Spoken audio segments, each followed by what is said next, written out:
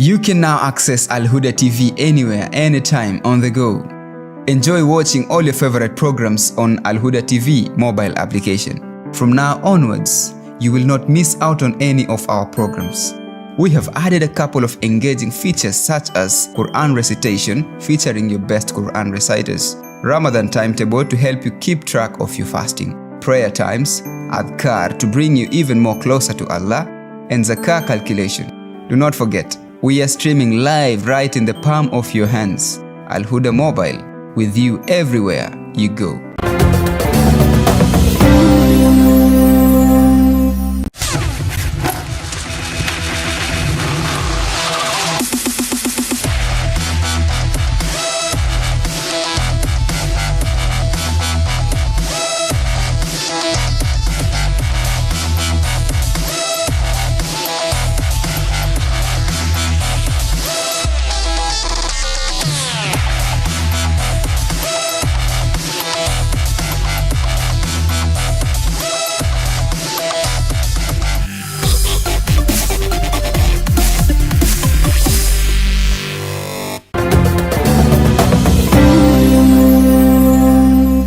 Coronavirus COVID-19 is a respiratory virus spreading across the world. The infection is spread from droplets of coughing and sneezing of an infected person, touching or shaking hands or being in contact with contaminated surfaces or objects with the virus. The signs and symptoms are fever, coughing, headache, body ache, difficulty in breathing. The disease can be prevented by regularly washing hands with soap and running water. Avoid close contact with people who have flu-like symptoms. Avoid handshake, hugs, and kissing. Also, protect yourself by covering your mouth or nose using a disposable tissue while coughing or sneezing. If you experience these symptoms and you had traveled or been in contact with a person from a country reporting COVID-19, you should isolate yourself for 14 days and seek immediate medical attention or report to the nearest health center. This message has been brought to you by the government of Kenya and its partners. For accurate information on COVID-19, dial *719# or call 719. Follow us on Twitter at MOH_Kenya, at spokesperson GOK, at WHO.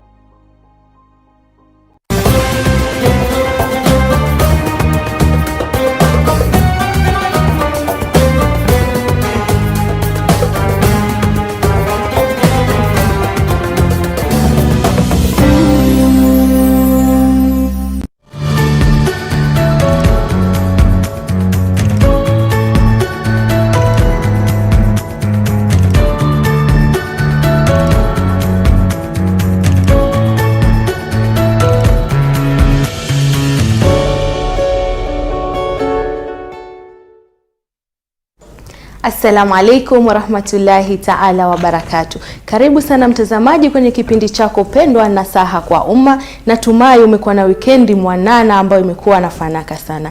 Studioni leo na wageni ambao ni wanawake wawili. Mada yetu ya leo itakuwa ni wanawake na biashara. Nitakuwa na hodha wako wa siku ya leo na nafahamika kama Fatuma Sharif. Lakini kabla ya chochote, labda tuniwapo wageni wangu fursa ya kujitambulisha, jina zao, wanafanya kazi gani. Assalamu alaikum warahmatullahi wabarakatuh. Wa alaikum salam warahmatullahi. Karibu sana katika studio yetu hapa ndo Huda. Labda tumpatie kuwapatia watazamaji jina, mnafanya kazi gani? Mimi naitwa Maryam Hussein, lakini najulikana kama Maraz. Nafanya modesty fashion. Tunatengeza manguo za wanawake from scratch. It's a modesty fashion. Okay. Kwa majina naitwa Fatuma MOHAMMED. Mimi ni mwanabiashara pale Kibra. Nauza nguo za kike na hata za watoto na pia vitenge. Naam, barabara. Na labda tu mada yetu ya leo ni wanawake na biashara. Lakini kabla tuingilie katika masuala yote ya biashara, Maryam hapa ametuambia anafanya business ya modesty, wanatengeza nguo kuanzia scratch. Wewe pia ni mwanabiashara vile vile, unaweza kuuza nguo pale katika maeneo ya Kibra. Labda tukianza na kuzungumzia kuhusu biashara upande wako, najua wewe ni mwanamke, vile vile wewe ni mke wa mtu, vile vile wewe pia ni mama na bado unafanya biashara. kabla tu hata tuende kuzungumzia challenges, ni aje, how do you manage yourself being a mother, being a wife, at the same time being a businesswoman? How does it feel? What's the experience yani? I guess inaanza tu na just starting because like mimi nikianza biashara it was 2017. That's a very long time ago. Nilikuwa bado sina mtoto na vitu kama hizo, nilikuwa shule, then nika decide like I want to do this business, ikakuwa ni modesty fashion. But what I can say ni mimi imekuwa rahisi for me to balance because my husband has been my source of support. Yeye ndo mwenye anakuambia amka, nenda, like the kids tutasaidiana hapa na hapa. So unajua ukikuwa na mtu kama huyo inakuwa very easy for you to manage the everything. But kama shule I had to put it yani aside kidogo because you know like ndoa inahitaji time, the kids wanahitaji time na biashara inahitaji the most time. So kwa shule sasa niliweka pause, inshallah I'll continue later. Okay, inshallah. And Fatma, what's the experience for you being a wife, being a mother, doing business at the same time?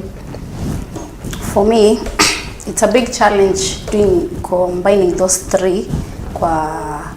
Especially asubuhi lazima uamke, uswali, you prepare your kids, uko na nyumba, uko na labda uko na biashara, uko na client wa mapema, so you just have to put those things ukiwa na uzoefu wa kuifanya itakuwa like a hobby, so utajikaza tu as days goes. Now is there any time that you feel ni kama kuna moja ya hizo tatu inakulimit kufanya kitu nyingine? For example, maybe kukaa na watoto, ama ushaipatikana kwa situation whereby you feel nimekosesha mtoto wangu sometime nilikuwa nafaa kuspend na yeye because of business, ama nimekosa kuwa na mume wangu because of business, ama nini? Always. It always happens. Hiyo ina happen sana. Like personally I've had to stop biashara for some time just to take care of the kids because kuna time unapata mtoto ni mdogo, uweze kumwachia msana wa kazi, unapata kuna time unahitajika kama mama you take care of the kids, so hapo unapata I had to set aside biashara nikachagua watoto. Then unapata kuna time now these kids wameshakuwa, unaona wako in a position now unaweza kawaacha nyumbani and things like that, now unarudisha now biashara, yani it's hectic, it's a challenge. Okay, so like you had to set aside the business for kabisa totally, ama kulikuwa na somebody else was managing the business? Right now niko na partner, but hapo nyuma nilikuwa sina partner, so whenever nilikuwa na challenge ya I have to take care of my house or the kids, nilikuwa inabidi nasimamisha biashara totally. But right now alhamdulillah, because we are managing two women who are also married, akikuwa na problem I take care of the business, mimi nikikuwa I need to take care of the kids, she takes care of the business. Mashallah, women empowerment. Fatma. For me I use my phone nikiona kuna uzito, because kuna time hawezi toka kila saa uko kazi, kuna mtoto, kuna kupika, kuna nini. So for me I do online. Nazipost, inakuwa rahisi kwangu. Mtu akitaka, watoto wakishaenda shule, nikimaliza biashara zangu za nyumba kidogo, naweza deliver. That's how I do my business. Okay, now basically in Islam, mtu yoyote akisikia women involving themselves in business, the first thing inakuja kwa akili, obviously kwa kila mtu mwenye ni Muislamu and everything, kuna hizi barriers that women are not supposed to cross. Like basically you as Maryam Hussein, ama as Maraz, popularly known as Maraz. Okay, there is this thing yenye mtu mwingine anakuambia, you're doing business, how come you're doing business? Me, I can't work. We have to be a housewife. Unaona? But you are working. Unaona? And it's a very good example, by the way, because there are a lot of women in the pre-Islamic time who used to work. But saizi kumekuwa na myths mingi sana, kuna stereotypical things in the society enye na prevent a woman from working.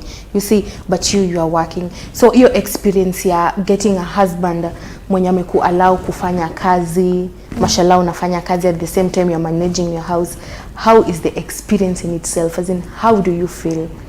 Maybe kama unajua there's a woman outside there who's watching you right now, anataka kuanza biashara, ako na ruhusa ya kufanya biashara but hajui afanye nini. And there's a woman who's watching you right now, hana fursa ya kufanya biashara, hana permission ya kufanya biashara. So if you could talk to the two of them, maybe kando separately, what would you advise them? Okay, so personally I'd say it's amazing kuko unafanya biashara yako, you know you're taking care of your business, you're doing something for yourself. Hata back then time ya Mtume sallallahu alaihi wasallam wanawake walikuwa wanajiempower. Pia si tunaambiwa hata na dini, you need to empower yourself. Yani tembea, ona dunia, fanya vitu vyako, ndio just limit yourself ibaki kwa dini. That's why me I chose modesty fashion as my business, because now I'm empowering young Muslim women to dress in a modesty way. You're fashionable but bado umejistiri. Yeah, but it's still Islamic. Na bado ni Islamic. Or somebody who is not allowed kwa kufanya biashara, maybe na husband or something, that one is out of me to say, because kuna reason mtu bwanake atakefanya biashara. Of course, personally I appreciate every single man mwenye anakubali mwanamke akafanya biashara, because as women we need to empower ourselves. Hapo hakuna hata option, we need to empower ourselves, because leo nina mtoto msichana, the example I'm setting is the example she will pick. Mimi nimelelewa nikiona mamangu anafanya biashara, ili nipatia nguvu, nimegrow nikijua kesho na mimi nitafanya biashara. So mtoto wangu akiona mama ni housewife, atasema maisha kumbe ni kuwa housewife. Yani hakuna zaidi ya dunia, ni kukuwa housewife. Tuolewe tu tukae. Lakini mimi nataka mtoto wangu asome, ajiempower kiakili, education, afanye biashara, kwa mtu mwenye anaweza kasimama kwa miguu yake, kwa sababu kesho kuna leo na kuna kesho. Kesho tunaweza leo huyo mwanaume anaweza akakuwa hayuko. Nani atasimama na wewe? Si ni wewe utasimama na watoto wako. So things like that. Okay. Fatma, labda tuanze kuzungumzia the challenges zenye tukua tunazungumzia kuhusu wanawake na biashara. Just kama unaweza tupa challenge moja yenye wewe kama mwanabiashara unapitia kufanya biashara kama mwanamke. Changamoto ziko nyingi kwa sababu wanawake pale nje wako tofauti. Kuna ule mwenye kama unauza, kama wewe ni muuzaji wa manguo vile Mariam amesema, inategemea unafanya biashara yako wapi. Kuna mali ukifanya biashara hautakuwa na that stress cause kila mtu anajua everybody is struggling, so itakuwa nipe nikupe.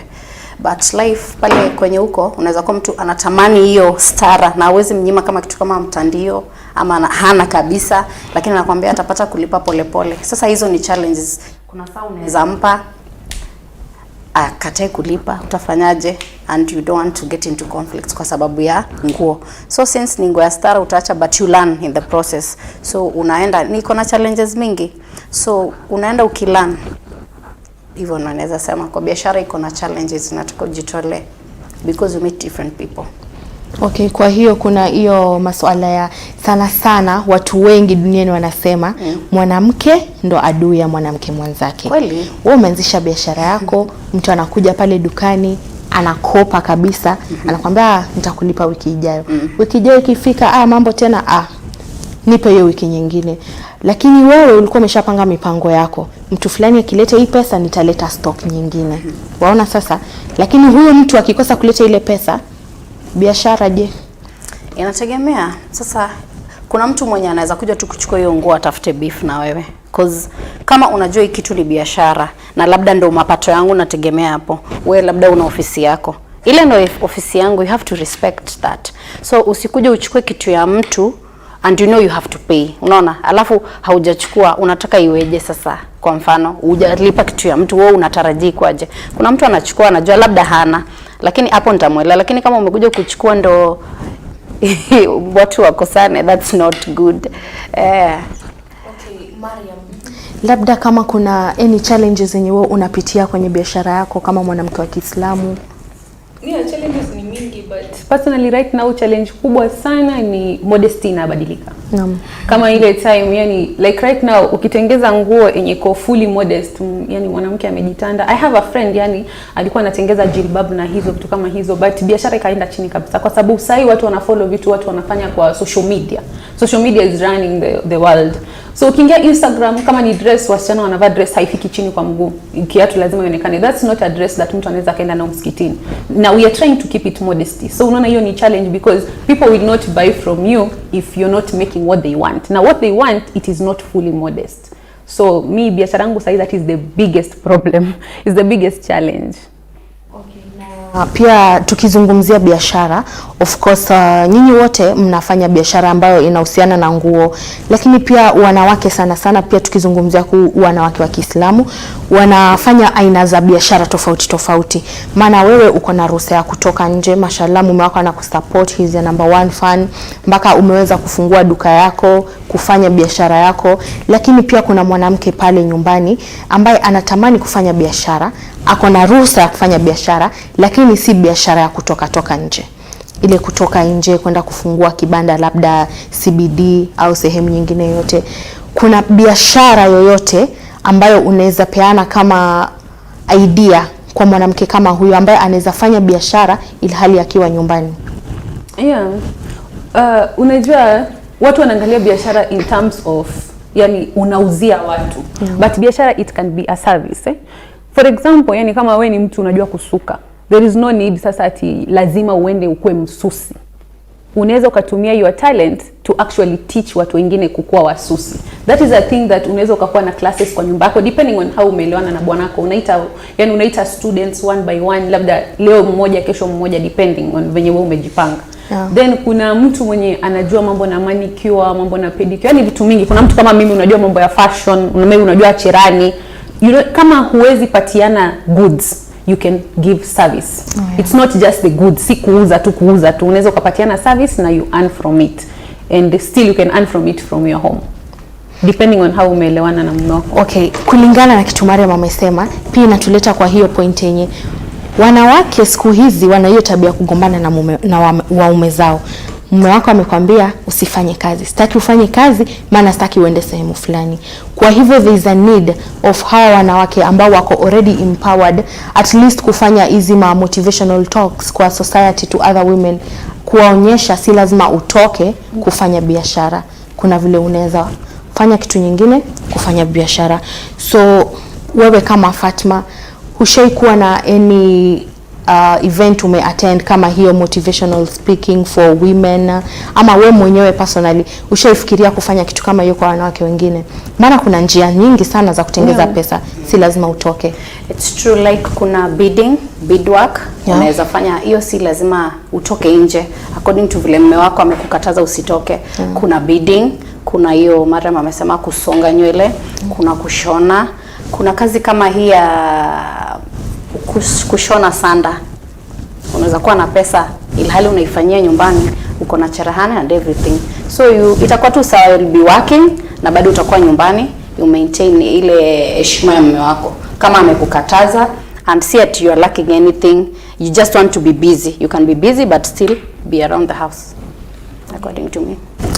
Ndio, pia tunalia sana mwanamke ni adui ya mwanamke mwenzake, lakini sisi kama wanawake, na nawauliza nyinyi swali maana nyinyi ndio wanabiashara, mimi si mwanabiashara. Sisi kama wanawake ni nini ambayo tunafanya kuonyesha wanawake wenzetu ambao wako nyumbani kwamba inafaa tujitokeze? Inafaa tujitokeze, inafaa ufanye kitu fulani ndio tuwe na nafasi fulani katika jamii. Ni nini tunafanya? Personally, mimi niko na inaitwaje, mentorship program.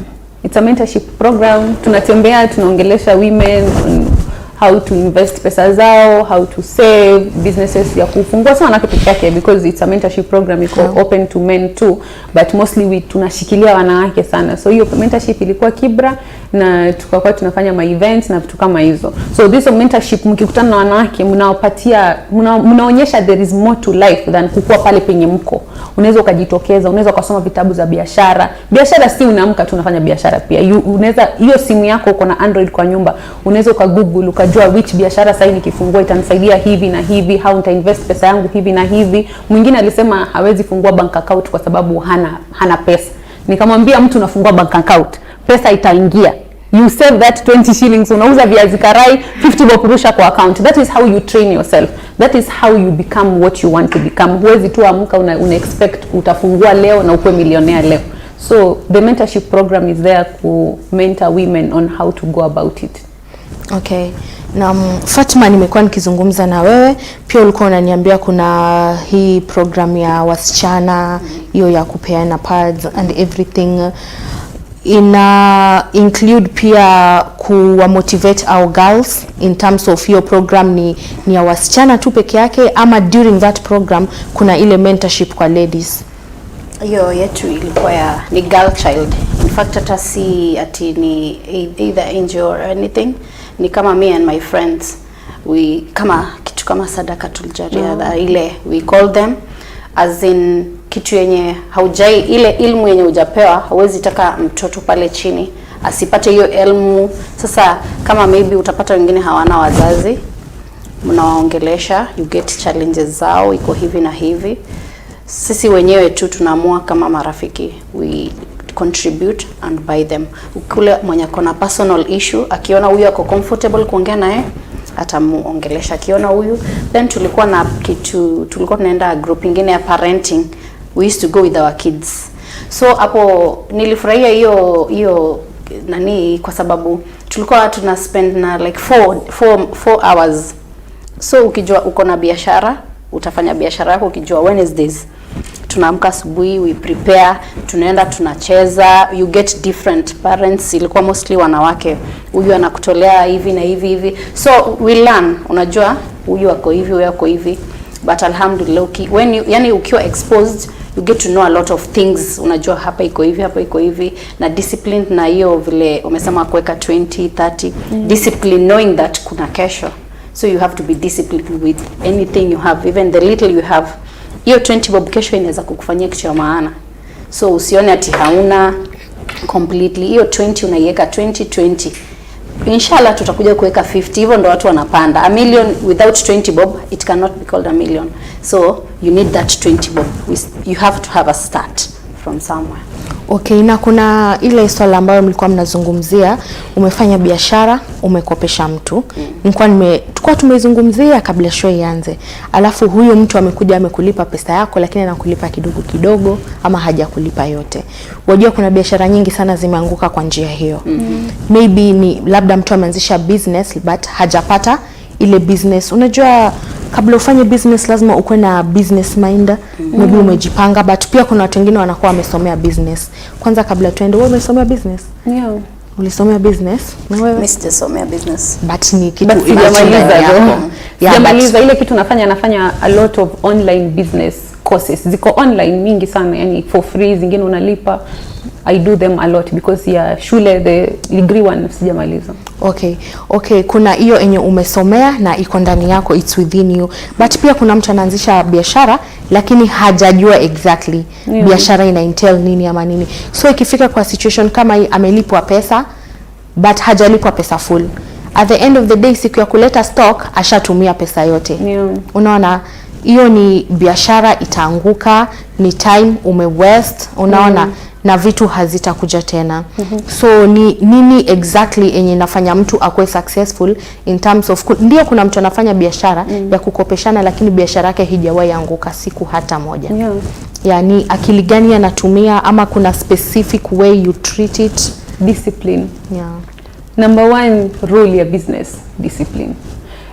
Since 2017 nianze biashara mpaka penye nimefika. Yani nimehangaika na biashara sana. Nimepanda, nimeshuka, nimepanda, nimeshuka mpaka penye nimefika. Alhamdulillah, now I'm very stable. Discipline, nimekuja ku understand discipline is very very important. Na number 2, sisi tunachukulia biashara kama huyu anauza nguo. Mimi sipendi nikiamka asubuhi niuze nguo, sitauza tu. You can. But ina depend, how do you see this business?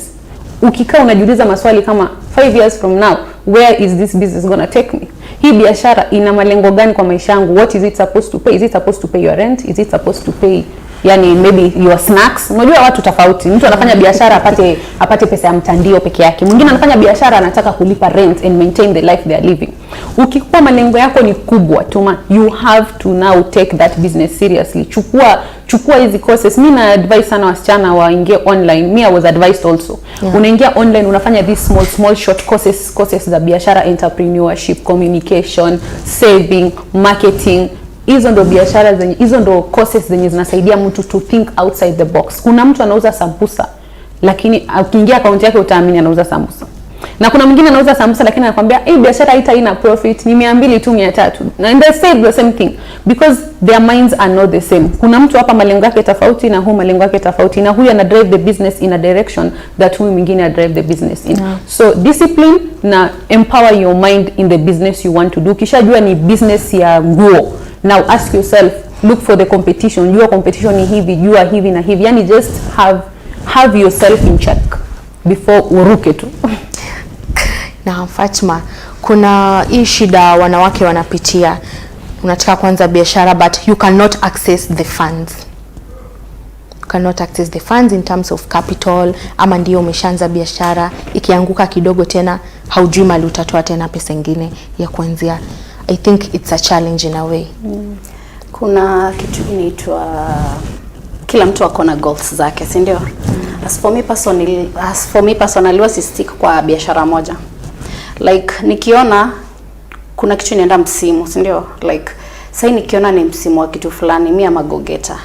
Nikiona sasa nikiona huku na huku kitu kama hii hakuna, I'll just kwa ile stock yangu ndachukua niingize kwa, as long as I'm sure nishaona, nisha calculate, nikajua hapa at the end of this ndapata pesa kiasi fulani yenye by the hiyo season ikifika ndairudisha kwa hii biashara. Me I don't stick to one biashara.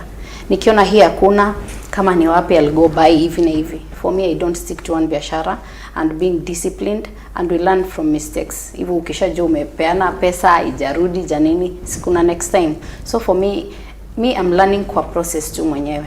I always try things, naona hii najaribu, ikifail hivyo ndo nimejifundisha for me. So sija set mind kwa kitu moja. Just to add on the capital, you see wasichana, yani watu wengi wanafikiria capital like you need like 100,000, 500,000, 700,000 ndo ufanye biashara. That is not true. Me, I started my business with 2,000 Kenya shillings. Nobody believes it. Nobody will ever believe it. 2,000. It was 2,000. I'm also not believing. Nobody believes that story. It was 2,000. Only my husband can believe, because namomba pesa, na I remember very well. Namomba pesa 2017.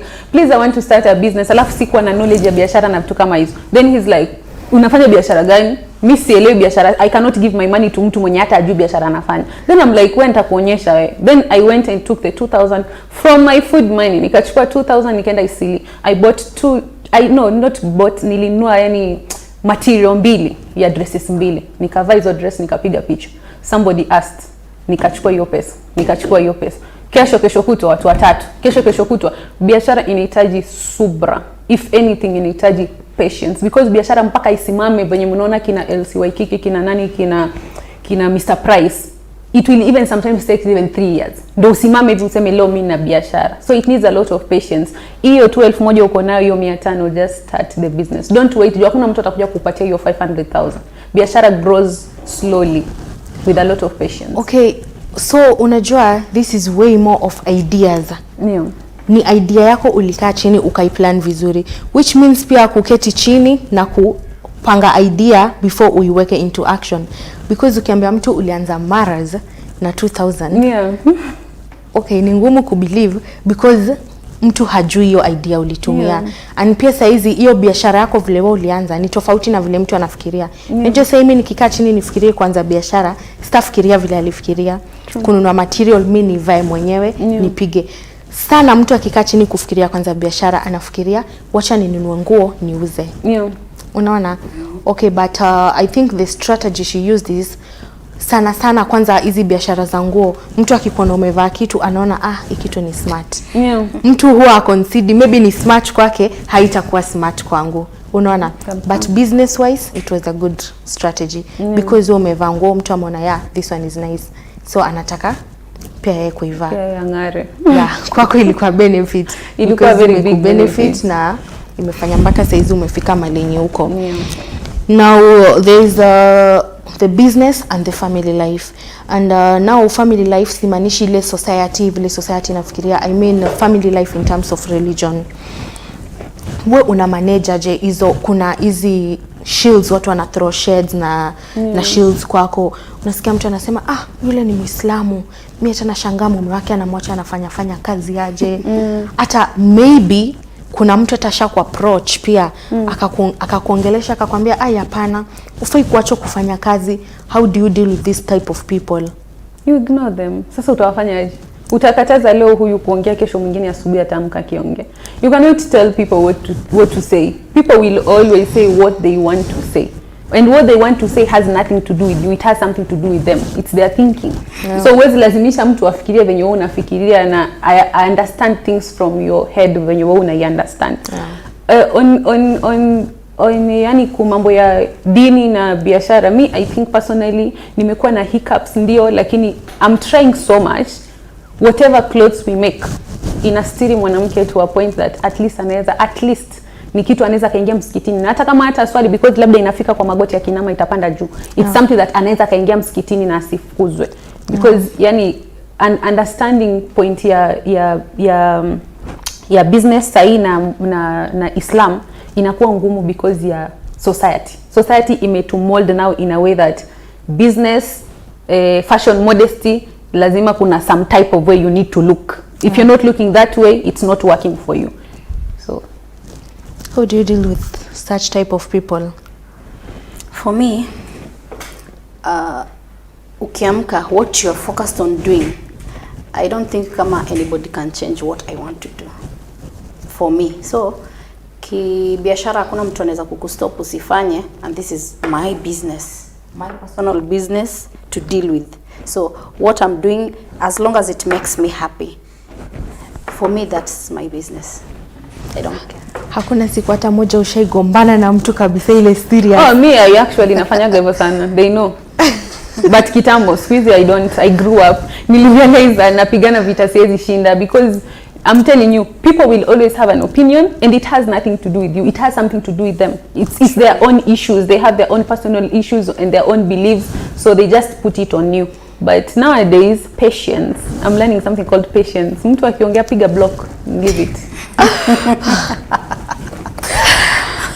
Mtazamaji, tunachukua mapumziko mafupi, tukirejea tutaendelea na mada yetu ya leo ambayo ni wanawake na biashara. Vile vile kukukumbusha tu mtazamaji, tupo live kwenye page yetu ya Facebook at Huda TV, pia tupo live kwenye page yetu ya YouTube at Huda TV Kenya, na vile vile pia unaweza ukadownload app yetu ya Huda TV ambayo iko na vipindi zote ambazo zimepita, zijazo, kaswida, dua na kila kitu.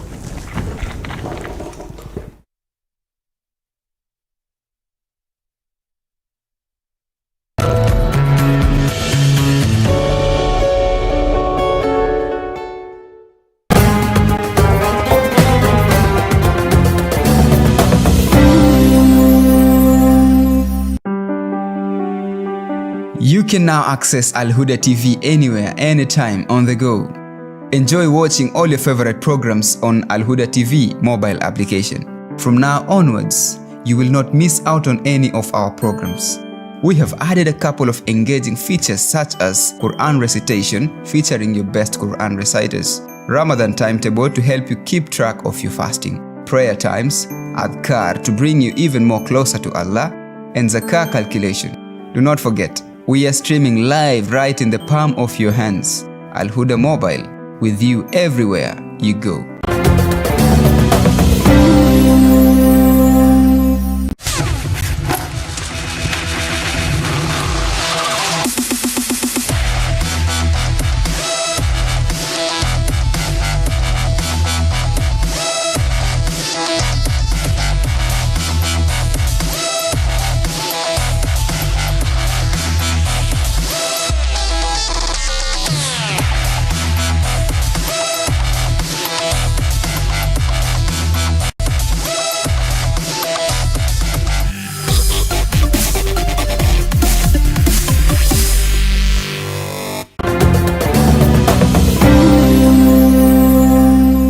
Coronavirus COVID-19 is a respiratory virus spreading across the world.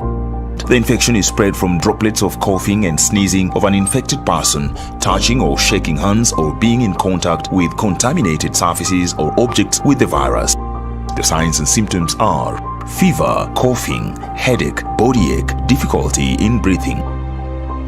The disease can be prevented by regularly washing hands with soap and running water. Avoid close contact with people who have flu-like symptoms. Avoid handshake, hugs, and kissing. Also, protect yourself by covering your mouth or nose using a disposable tissue while coughing or sneezing. If you experience these symptoms and you had traveled or been in contact with a person from a country reporting COVID-19, you should isolate yourself for 14 days and seek immediate medical attention or report to the nearest health center. This message has been brought to you by the Government of Kenya and its partners. For accurate information on COVID-19, dial *719# or call 719. Follow us on Twitter at MOH_Kenya, at spokesperson GOK, at WHO.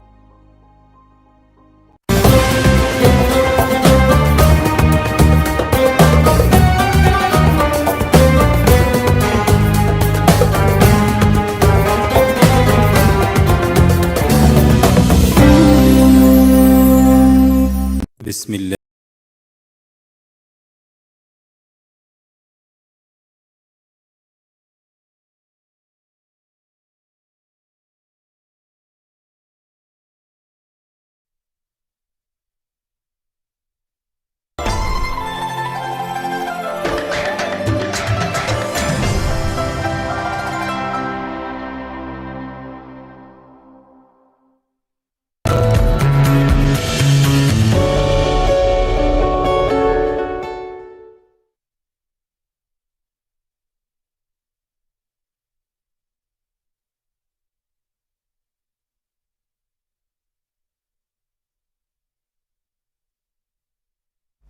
Karibu tena mtazamaji kwenye kipindi chako Nasaha kwa Umma. Ikiwa mada yetu ya leo ni wanawake na biashara.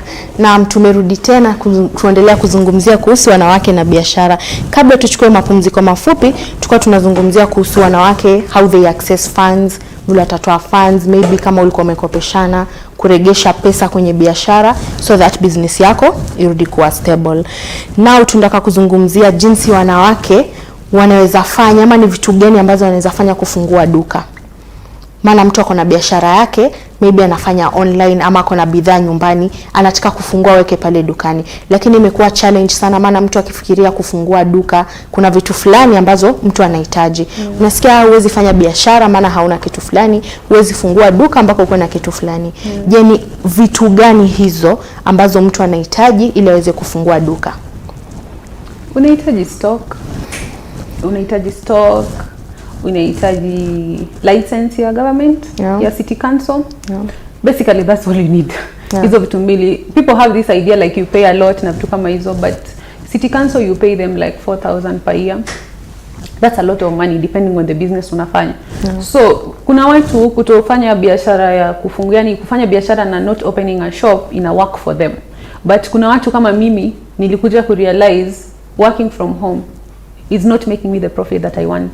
Unajua hii malengo yote ya biashara, we need to understand ni thinking yako iko wapi. Kuna mtu kama mimi anafanya biashara yake na yako sawa sana kwa nyumba, but mimi I felt like to make more profit I need more stock. For me to have more stock I need a place to put the stock. Also nikakuwa na customers wenye wanataka kufit the clothes. Remember me, I'm making clothes from scratch. So kuna watu hawa believe, Kenyans we don't believe in manguo za kushona, we believe in manguo za China more actually. So mtu anataka akuje kwa duka, angalie nguo, apime nguo, akuwe comfortable, I feel satisfied. You cannot make somebody akuje kwako kwa nyumba, like ukikuwa na clients 5 kwa siku, kila mtu atakuja kwako, kila mtu anakuja kwako, so you cannot.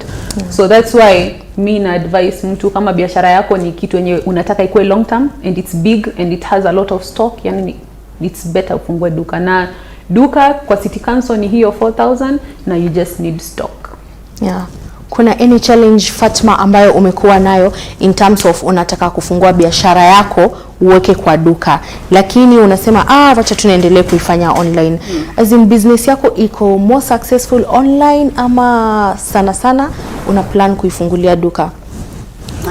Dukani ni kukuwa na duka, having a shop is a good idea because ukiuza nyumbani unauzia watu specific, ama ile a friend to tell a friend, hivyo hiyo ni kitu hauko sure than ukiwa na duka yako.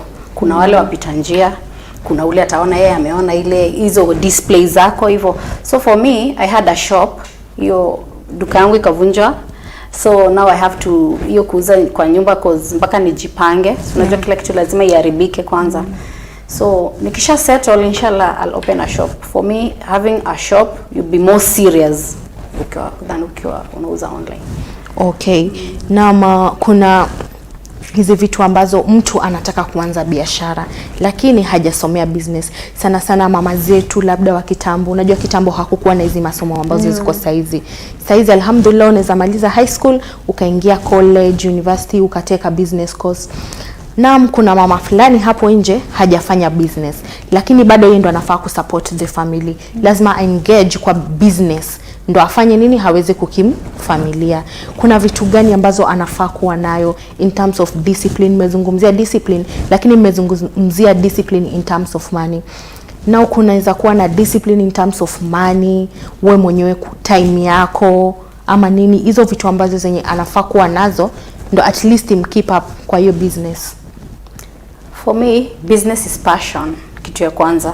Si kila mtu, unajua unaweza pewa pesa mara mapewe nipewe. Si kila mtu anaweza, maybe kuna kitu inaitwa attitude, discipline.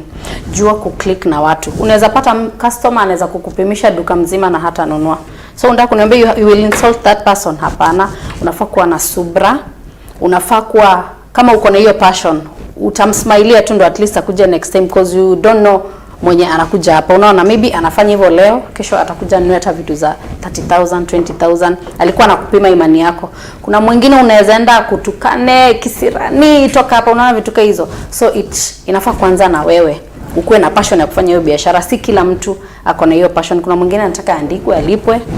But kuna mwenye tu ako na passion, anapenda biashara tu yake. Anajua kuclick na watu, unaongea na huyu because kwa biashara unapata watu kila mtu. Hii sasa mbona umeamua kutengeza hivi? Sasa nimeamua je, na kuna mwenye tu ako comfortable akipata. So unafaa kujua tu kuongea na watu. Oh, if I can add, so kwa mama zetu yani venye umesema wajafundishwa business na vitu kama hizo.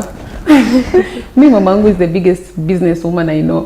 Hata wengine wa bigiti wajui. I know my mom, like she yeye mfanya biashara, anachapa kazi, mwanamke bomba.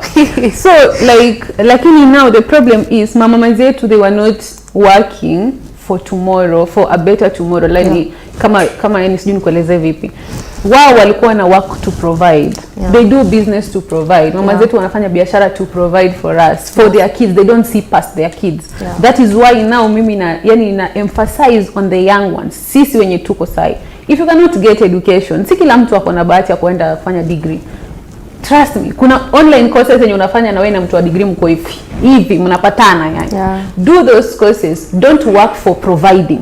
Work for tomorrow ukwe na enough in your bank account yenye kesho uta relax and you're just very comfortable. Na kufika hapo lazima ujitume kiakili. But if you don't send your brain, utakuwa kama kina mama zetu. You will just be working to providing. Yani wewe unafanya kazi, unalipa fee, unalipa nyumba, unalipa chakula. Zaidi hapo kapishi, hakuna kitu kingine. Of which ndo mimi nasema we need to think big. We need to think kesho nataka kukua wapi? Kesho nataka pesa yangu nikishalipa hizi vitu zote, niko na pesa mpaka kwenda vacation. But you need to plan yourself for that to happen. You need to teach yourself for that to happen. You need to empower yourself. Actually what you said unajua ndo the main difference between mama zetu na saizi generation yetu. Sababu mpaka saizi mama zetu wanafanya kazi na biashara ya kulipa school fees na you know na of which it's not bad for me because unajua life is different, unaona. Kuna ule mwenye anafanya hivyo vile ulisema, kuna mwenye anasema haezi fungua account kwa zana pesa. Inategemea na mali huko, si ndio? Uko hapo chini like maybe uko hapo Kibra unalipa nyumba 3,000, uko na mtoto ndo anaenda shule bure but anataka 20 bob daily, unauza sambusa. So unaona kama wale wa mama wenye washafika somewhere wapate kupeana funds hapo. Ukipata funds na nini ndio hapo watu wa mama watainuka. Lakini kama sisi wote tuko karibu 5 akili yetu kwa hii mandazi, how do you expect such a person akue na asonge mbele? Haizi songa cause ni hapa hand na mouth. So hizi mafunds wakipata kupata hizi mafunds na hizi hiyo kulikuwa na ile inua dada sijui nini watu wainuane, in short sisi wote tuta reach up. Lakini kuna wale mwenye mimi bora nimefika, I'm okay. Sasa kuna watu wengi wanafanya hiyo hand to mouth because hawana namna.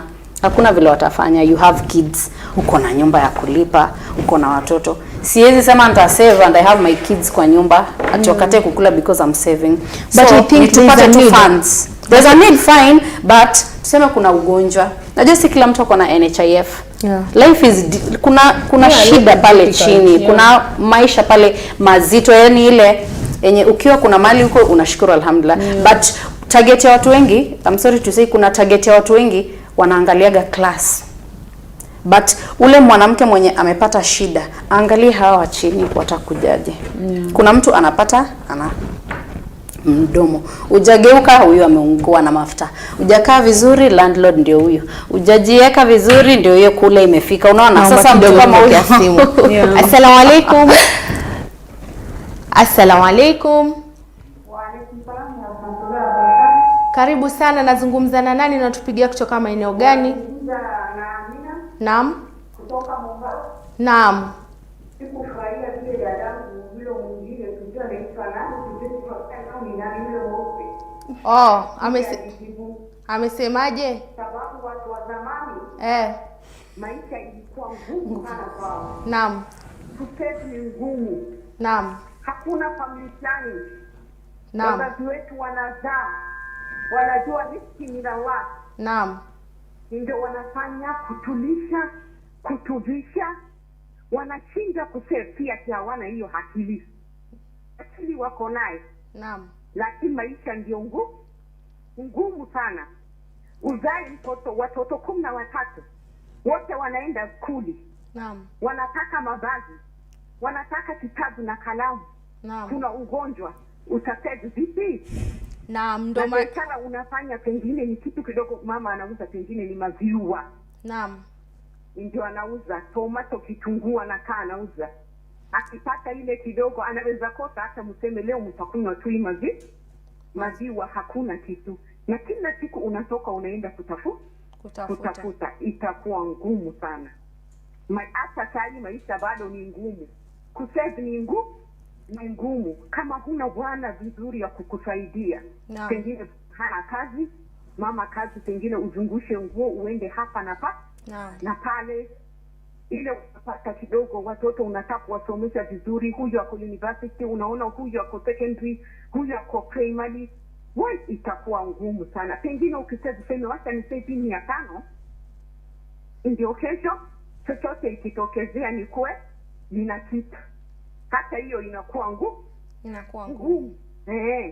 Mahali umetoka hata kutafuta nyumbani kwenda kutafuta. Naam. Yangu ni hayo tu. Naam, shukran sana. Labda tu Mariam.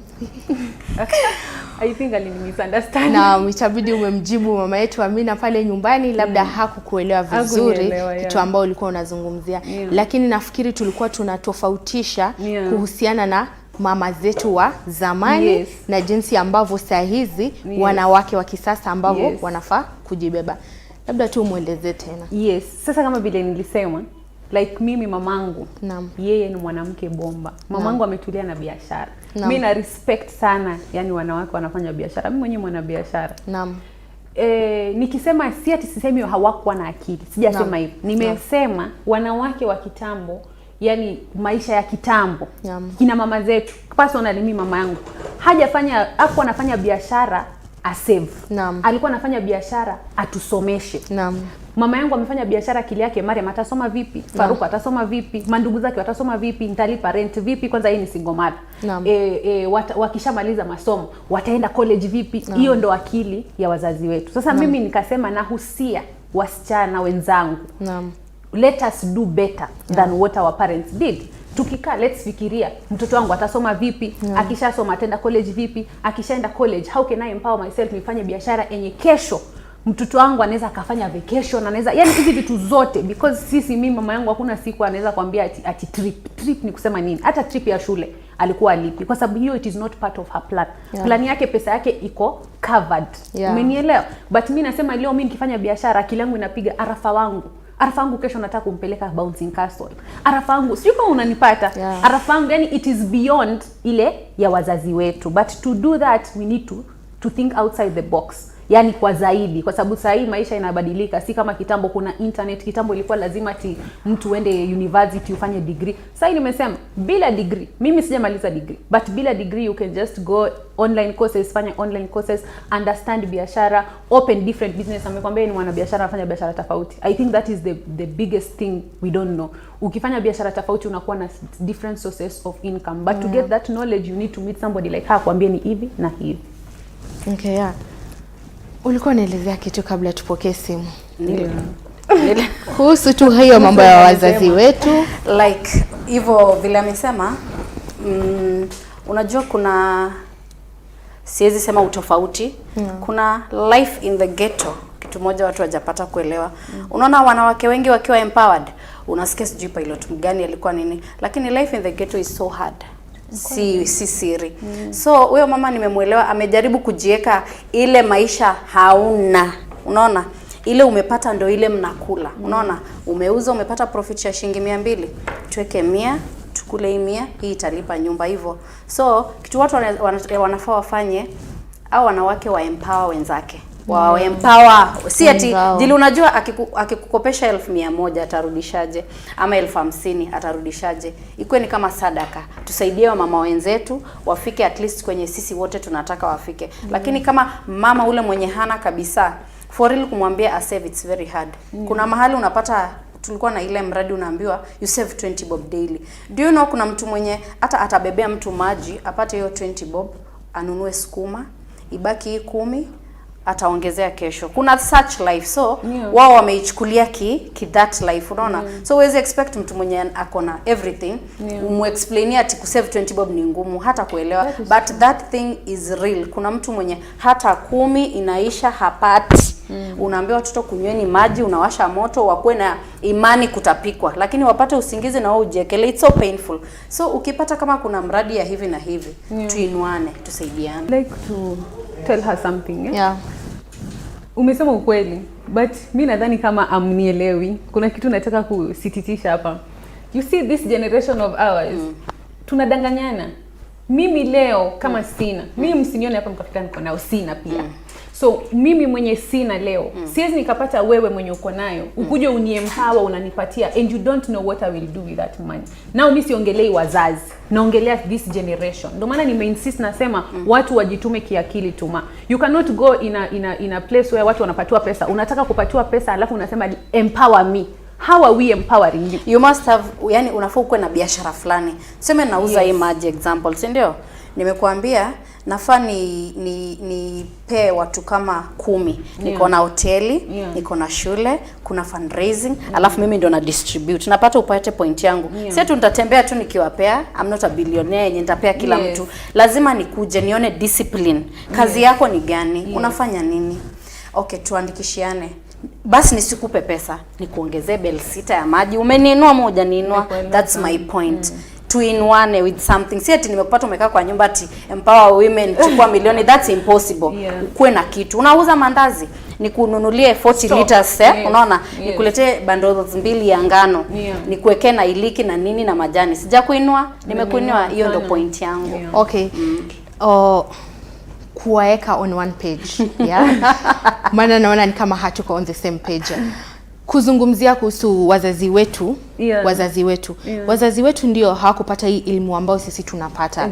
Sisi tumepata chance ya kufanya business, tunaelewa business na tunajua ukifanya business, usifanye business ya kukubenefit maybe saizi then baadaye ubaki tu hivyo. Alhamdulillah wazazi wetu tunawashukuru. Maana wazazi wetu ndio labda mtu hakusomea hiyo business lakini amejibidisha make sure umekula, ukavaa, ukasoma mpaka ukafika, unaona? Maana mzazi akiweza kufanya hivyo vitu vyote na hajasoma inamaanisha basi ako very smart. Unaona? Na ako na uwezo ambayo wewe hata ukijaribu kufanya mara ngapi hautafikia uwezo yenye yako nayo. Unaona? But the thing is world inaendelea kuchange. Tunaenda tukichange. Tutafika place yenye saizi vitu wazazi wetu walikuwa wanafanya sisi hatuwezi kufanya. Na hatuwezi survive vile hao walikuwa wana survive. Saizi mali tuko kwa hii dunia, wazazi wetu wana survive na hiyo attitude yao because ni kitu walikuwa wameiweka tangu hiyo saizo. But hao wenyewe saizi hata hiyo the fact that ana sacrifice hiyo pesa asiweke kwa future in benefit, but invest kwako. Wewe ni kama investment kwake. Exactly. Unaona? Because anasema, ai, wacha niuze hii sambusa nisomeshe Mariam. Wacha niuze hii sambusa nipeleke Fatma shule. Unaona? Hiyo pesa hajafikiria kusave. Because vile mama yetu amepiga simu amesema kusave ni ngumu, of course. Hakuweza save because ungekuwa mgonjwa, na ungekuwa mgonjwa haungeenda shule. Naye aim yake ni wewe uende shule. Unaona? So at least umeshaenda shule, alikutibu, umepona, wewe ni investment kwake. Now that umeshafika hapo hivyo mali umefika, it's time for you to give back to her. Unaona? Of course hiyo ndo kitu yenye. Na giving back to her haimaanishi ati utakuwa unamtumia pesa all the time. Ati utakuwa unamwambia. You can give back to your parents in different ways. Unaona? One of them being unaweza empower another person mwenye hana kitu at all. Unaona? Yenye sasa itamsaidia, but at the same time pia vile Mariam anasema empowerment haikuji tu hivyo. Na pia wewe ulisema kuna mtu mwenye akona business mind, mwenye tena akona passion ya business. Enye naweza kuja kukwambia saizi, guys, niko na business idea, nataka tufanye hiyo business. Fatma aseme I'm in, Mariam aseme I'm in. Ikifika time ya ku-execute the business, total flop. Because wewe ulisikia tu kuna pesa, kuna empowerment ukakubali, but hiyo si passion yako. Unaona? So empowerment also pia lazima i-apply kwa mtu mwenye akona passion, akona kitu yenyewe ya kufanya. Ndio hata mimi nikikuja nikupatie e-bill 6 ya maji nimekuongezea, haukuwa na stock, haukuwa na kitu. Unaona? But kama wewe ni mtu mwenye hana passion, trust me, hiyo bill 6 ya maji itakuwa yake kwa nyumba. Ya kukunywa. Unajua? That's what I'm saying. Yeah. So exactly, hata saizi tukizungumzia kuhusu wazazi na nini, we are just comparing and trying to tell the youth wa saizi that we must work harder to be better than mahali tumetoka. And mimi I believe that every parent mwenye ako hapo hivyo nyumbani na amejisacrifice all through, pia yeye amejisacrifice so that you become better than what she gave you. That's what I believe. So sijui kama ni hivyo ama nimesummarizea for all parents, but that's what I believe. Personally, my mom tells us that kila kitu yenye ametufanyia hope ati one day tutakuwa tunampigia simu tukimpatia pesa ama nini. But at least amefanya duty yake na amekukuza, amekusomesha. Unajua hiyo ni kitu inamplease. But mimi saizi kwa hii generation yenye niko nayo, what do I want? What am I planning for in my life? Unaona? I'm planning, of course, nipatie watoto wangu, ni wa raise vile mamangu alini raise. Unaona? Nikuwe na wao vile mamangu alitaka nikue, niwapatie kila kitu, ni struggle vile mamangu ali struggle. But pia mali tunaelekea lazima kuna kitu yenye nasema huko lazima niweke pesa mahali fulani because kitu fulani itafanyika. Sasa Kenya ukiamka, ukilala ukiamka unasikia kitu imechange. Bread was 50 shillings, now it's 55 bob. And you didn't know. Unaona? So there's need for that extra cash. Kwa sababu wewe umefanya biashara, unaona? Umezoea mimi nafanya biashara yangu. Usiku nikienda kulala, natoa profit yangu, nasema sasa hii Tuma, hii utanunua mkate, hii utanunua, unaona? Tumelala kama mkate ni 50 bob. So madhi amekupatia 50 bob ya mkate, hiyo amekwambia utanunua sukuma, hii utanunua unga ugali, hii utanunua salad. Then kesho imefika asubuhi umeenda kwa duka, bread is no longer 50 bob. It's 55 bob. Unaona? So there's need, as time changes na as we grow, there's need yani to learn ile atia kuweka a little more kando. Unaona? Saving size inafaa kuwa kama priority. You see, that's how I understand. Our parents didn't have resources that we have right now. That's the truth. That's what I'm emphasizing. Our parents didn't have resources that we have right now. Time yenye kina mama zetu wakitulea hizi vitu zote hazikuwa hizi, sijui social media, sijui vitu gani, sijui online courses. Ilikuwa hata kwenda university, it's a big deal in the village. Sijui kama unanielewa. So I'm just saying our parents didn't have the resources and they were very smart. They were very smart. Wali save wakasomesha watoto na vitu kama hizo. I'm just saying we can do better because tumepata now better resources. We are in a place where we have better resources. Kabla kumalizia, labda kuna hizi vitu zenye mtu anaweza fanya kama hafanyi hiyo biashara to keep up with life. Unaona? Haufanyi biashara lakini you keep up with life, na hiyo ndo sana sana mama zetu wanafanya. Kuna hizo machama nini, labda uzizungumzie. Tunarudi tu bado kwa discipline. Unaweza kuwa uko na chama, ukipewa chama, since you're not disciplined tutaharibu hiyo pesa. It's setting your mind on kujua unataka nini, unataka kufika wapi. Unaona?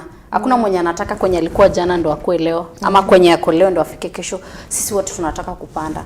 So it's all about you, disciplined, kujua how to avoid impulse nini. So you go to, in short, be a good saver than being a good spender. Now, Mariam, the advice to 21 years and to 27. Oh, they need to do better. They need to do better. We all need to do better. Mi nasema, the reality of life is atupendi kuambia ukweli. Even mi mtu akiniambia ukweli huwa inanichoma roho sana. Like I have to sit down in my pillow and emphasize, alafu na realize enyewe alikuwa anasema ukweli. It's painful but it is the truth. Sijui unanielewa. There is the truth, then there is arrogance. But unaibalance, unaangalia which one is the truth. And the truth is we just need to do better. Penye tuko kwa maisha sahi wasichana, we are just lying to ourselves.